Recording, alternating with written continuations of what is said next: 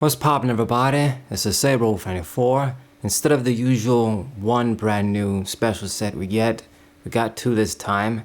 Black Bolt and White Flare. Black and white era based sets, you could say. They could have mixed them together, but they decided to split them up, I guess appropriately in a way.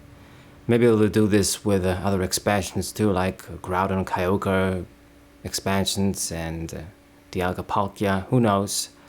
To be honest, these sets, they're not so great, at least when it comes to their playable cards. It's mostly stuff for the collectors that want to get all the full arts from Gen 5.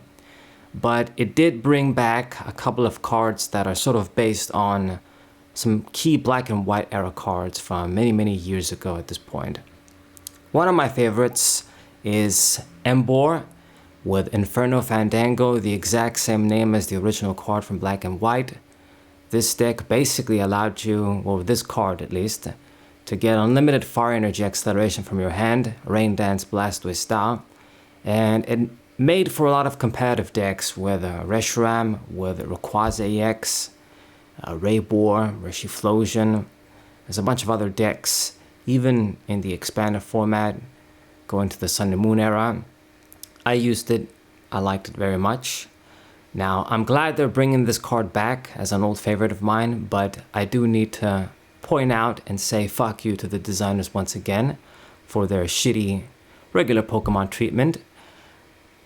Emboar from Black and White 2011, 14 years ago, had 150 HP. 14 years later, they reprint this card and it has 180 HP.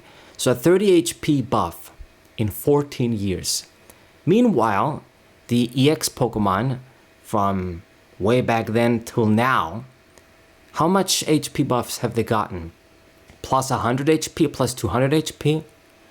You know, if you want to be completely fair and compare, stage 2s with stage 2s, let's just do the Sun and Moon GXs, stage 2s, basically. 250 HP Pokemon like Metagross GX, for example. And then you got something like Charizard today with 330. And now they're getting 340 too. So an 80 to 90 HP buff, while we got 30 HP buff. Insanity.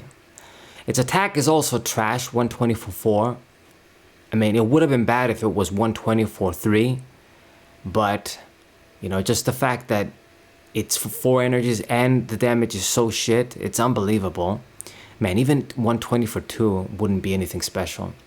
But anyway, once again, this guy is just going to be here for the energy acceleration. It really annoys me to no end that this guy is a stage 2. It's supposed to be a big guy, a big fat guy, but it still will die in one shot against any meaningful attack. Dragapult EX kills it in one shot. Charizard EX, before you take any prizes, kills this in one shot. Just any EX Pokemon you can think of will kill this guy in one shot. Unbelievable. Anyway, do the 3, 1, and 4 line with the Tepix and Pignite. I tried to build this deck and make it as close to how my old, Raybor decks used to be. It's not quite the same because we still miss a lot of cards and the format is vastly different, but I did do my best to sort of mimic it to the best of my ability, basically. But yeah, these guys are also terrible. Tepic. 70 HP, completely bad, but they do this so that you can get them with the Pofin, but it's still not an excuse, it's still shit. I mean, you could, once again, find like all the Tepics from the Black and White era with 70 HP. It really is unbelievable, man. With the same 10 for 1, 30 for 2 attacks, no improvement whatsoever. How is this gonna survive against Dragapult and all the Munkidori spread other bullshit? It won't. Same with the Pignite, pretty bad. So the main attackers for this deck are going to be the new Reshiram EX and the Gaujin Fire EX.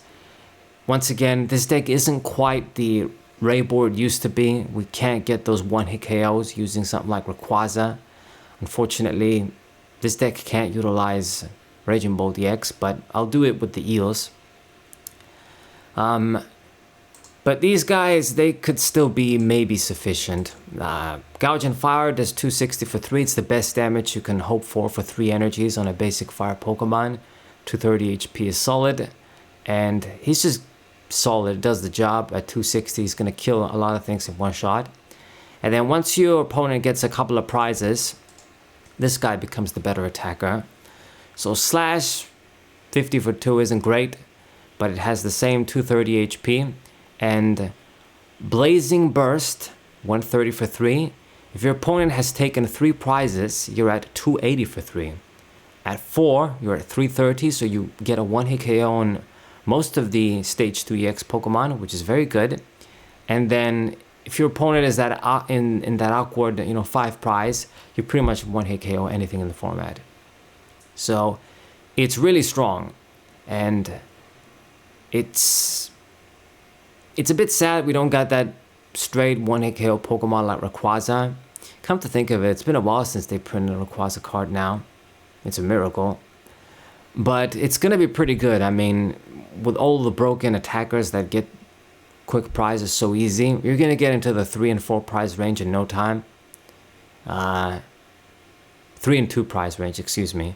So you'll get those big 1-hit KOs eventually. Okay. So I guess this guy is like 60 for 2 because you need a fire. This is 50 for 2. It's 2 colorless. I mean, it's kind of funny to me how they try and make things balanced in a way, but these guys still have terrible HP in decades now. It's unbelievable. Anyway, so I got 11 fire energies. It's how I used to have it in my other like Raybor decks, I guess, from the TCG Online days. And then the rest of the stuff is gonna be trainers. So I don't want to give you guys the impression that this deck is gonna be consistent. It won't be. You're just really gambling on, can you get the Emboar in time and not brick with all of the energy recovery cards and all of the other random cards you don't want to see together. It is going to be a challenge, but I got the standard stuff, the nest balls and the Pofins to get our basic Pokemon, get the Tepics down. Got the rare candies to get the Emboar out and the 3 Ultra Balls to search the Emboar. It would have been a lot better if we had Heavy Ball or Incense, but unfortunately we don't. This is still the best card I can think of as an item that's going to get me evolution Pokemon. We got the Super Rod, Recovery, and got the energy retrieving cards for the hand recovery. I favor the basic energy retrieval because there's no discards. You can always use this, even if your opponent Ionos you and you get this, you can use it. And then 1 superior energy retrieval. Unfortunately, we don't got Fisherman. I would have used it if it was around. I think it's not around. I mean, I checked and I couldn't search anything. So yeah, our Pokemon don't necessarily discard energies when they attack. It's just this Reshiram that discards 1. It's just the thing is that they're going to be dying in one shot. Well, not always, but it depends. But I mean, once this guy attacks, even if they don't kill him, you're going to have to retreat because then you can't use 260.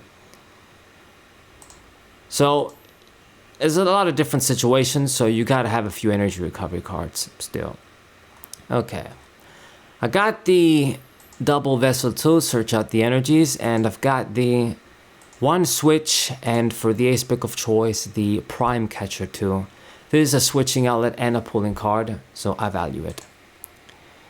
Supporter cards, once again, I tried to mimic my supporter engine as much as possible from the older decks, but it's not quite the same. You know, you don't got Chorus, you don't got Cynthia, you don't got a lot of stuff. Like if we consider this for the expanded format too, I got the 1 Juniper / Research.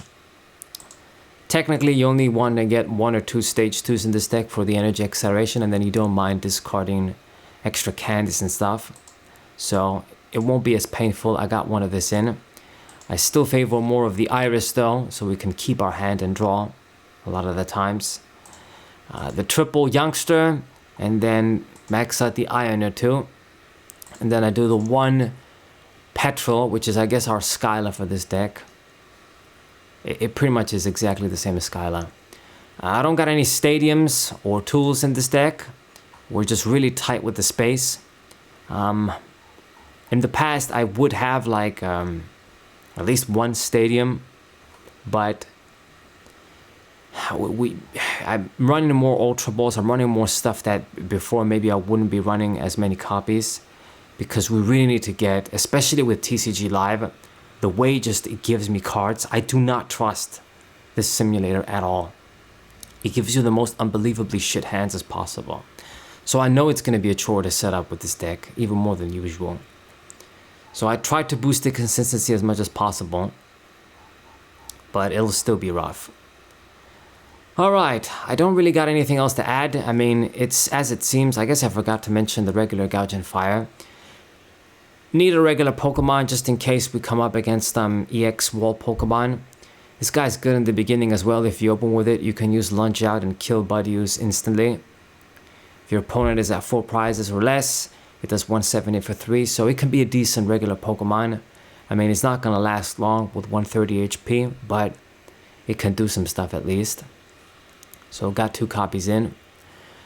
Something that would have been nice in this deck perhaps is Latias, but once again, I'm not really sure what to take out. I don't want to take out some of my other Pokemon or any other trainer.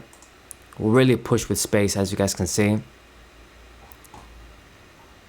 Yeah, that's it. So this is the new half-ass boar, is how I called it. Insulting that this guy is so terrible, but anyway. This is the deck profile. I'll show you guys a bunch of matches. Fingers crossed, I have a little bit of fun at least.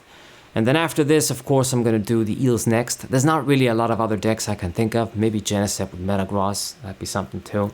We'll see. But yeah, that's it for the deck video, guys. Sub to the channel, leave a like, share the video with your friends, and I'll see you guys next time. What a